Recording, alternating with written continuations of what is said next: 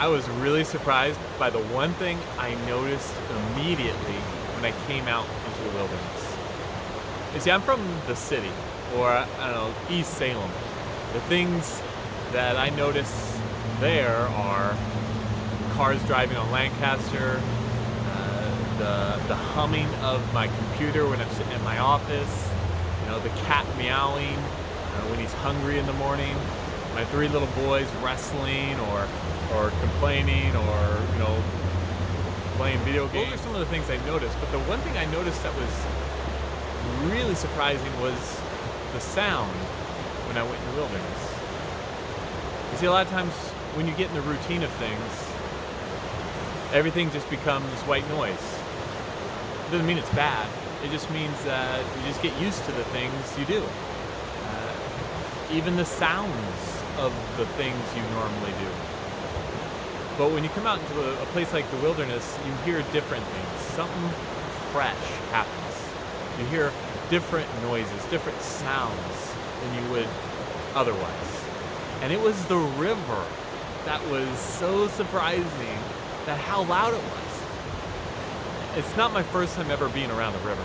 I'm not that sheltered or in a bubble. But I don't go to the woods or the country or the wilderness often enough for it to seem normal. And I want to share with you a few sounds that were out in the wilderness in the scriptures, because the wilderness plays a critical role in our life, but also in the life of Jesus. In the account that Mark writes in Jesus' story, before Jesus even starts his ministry, this is what he writes about this man named John the Baptist, who is actually baptizing people in the river. And you hear certain sounds when all these people gathered that you definitely wouldn't be hearing today, or maybe you're just reading different news than me. But listen to this.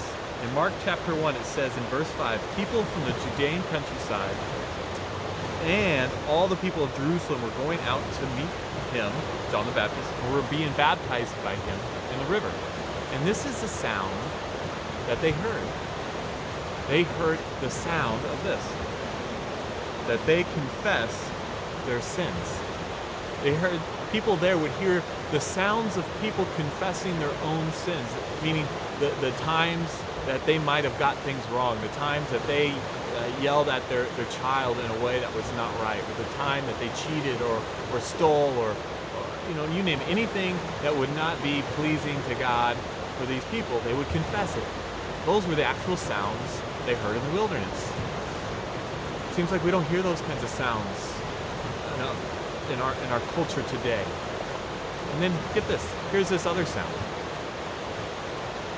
It says that when Jesus joined the scene in the wilderness, that you hear a different sound. It says, verse 10, that just as Jesus was coming up out of the water, he saw the heavens torn apart and the Spirit descending on him like a dove. And this sound came, it was a voice. Continues on in verse 11. A voice came from heaven. You are my Son, the Beloved, in whom I am well pleased. Now imagine this. Hearing those sounds, people not pointing fingers at each other, but pointing fingers at themselves and saying, hey, I need to turn from my ways and be better. And then a sound from heaven coming down and saying, you are my beloved.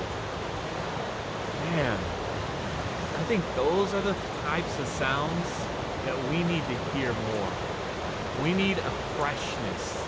And I believe it's places like this that you become aware of those sounds. It's the wilderness.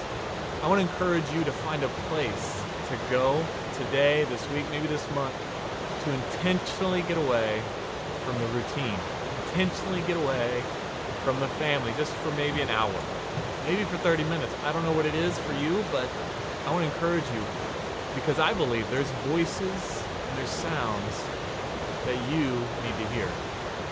And I believe there's a voice for you that says, you are my beloved, in whom I'm well pleased. That's the sound that our Father wants you to hear. Our Father in heaven.